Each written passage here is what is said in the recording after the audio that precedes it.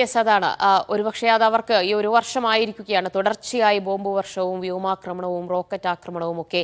ഒരുപക്ഷെ അത് അവരുടെ ഒരു ജീവിത രീതിയായി തന്നെ മാറിയിട്ടുണ്ടാവും. ഒരുപക്ഷെ അത്രയധികം അവർ അത് കണ്ട് ശീലിച്ചു വരുന്ന ഒരു ജനതയായി മാറിയിരിക്കുകയാണ്. അവിടെ മാധ്യമപ്രവർത്തകയാണ് നസ്രീൻ. മാധ്യമപ്രവർത്തകർക്കടക്കം അവിടെ നിയന്ത്രണങ്ങളുണ്ട്, അവിടെയുള്ള കാര്യങ്ങൾ പുറം ലോകത്ത് അറിയിക്കുന്നതിലൊക്കെ. എന്താണ് അതിലെ ഒരു വസ്തുത?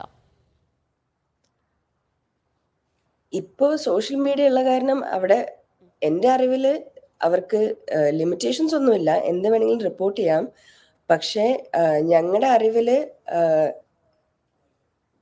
അതായത് മാധ്യമത്തില് മാധ്യമത്തില് എന്തെങ്കിലും ഇന്റർവ്യൂസ് കൊടുക്കുന്ന ആൾക്കാരോ അല്ലെങ്കിൽ അങ്ങനെ എന്തിലും പീപ്പിൾ വാസ് സ്കേർഡ്. കാരണം ഇപ്പോൾ ഞങ്ങള് അവിടെ ഫാമിലീസ് ഉള്ള ആൾക്കാരെ ഞങ്ങൾ ബന്ധപ്പെട്ടിരുന്നു ടു ഗിവ് ഇന്റർവ്യൂസ്. അവരൊക്കെ പറഞ്ഞത് there have been instances where ഇങ്ങനെ ഇന്റർവ്യൂ കൊടുത്തിട്ട് അവരുടെ പേരോ അല്ലെങ്കിൽ അവരുടെ ഫാമിലി നെയിമോ കൊടുത്തിട്ടുള്ള ആൾക്കാര് അതിന്റെ അടുത്ത ദിവസം തന്നെ they were targeted and killed.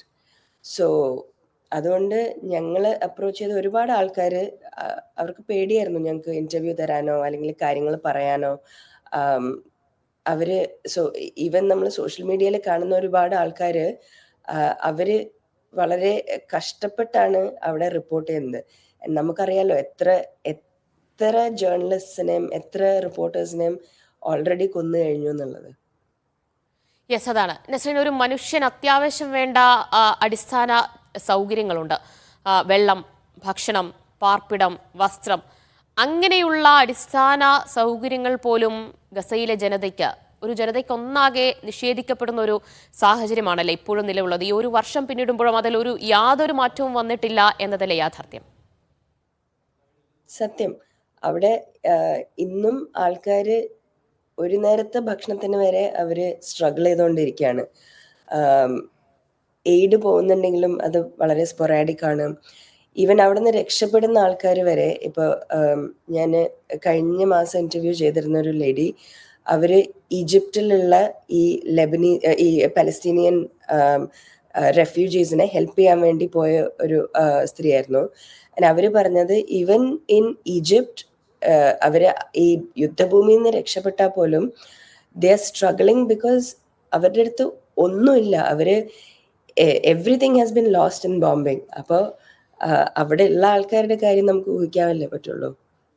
Yes Nasreen, ഒരേ ഒരു കാര്യം കൂടി. ഇപ്പോൾ ഗസയിൽ നിന്ന് യുദ്ധം കൂടുതൽ വ്യാപിക്കുകയാണ്.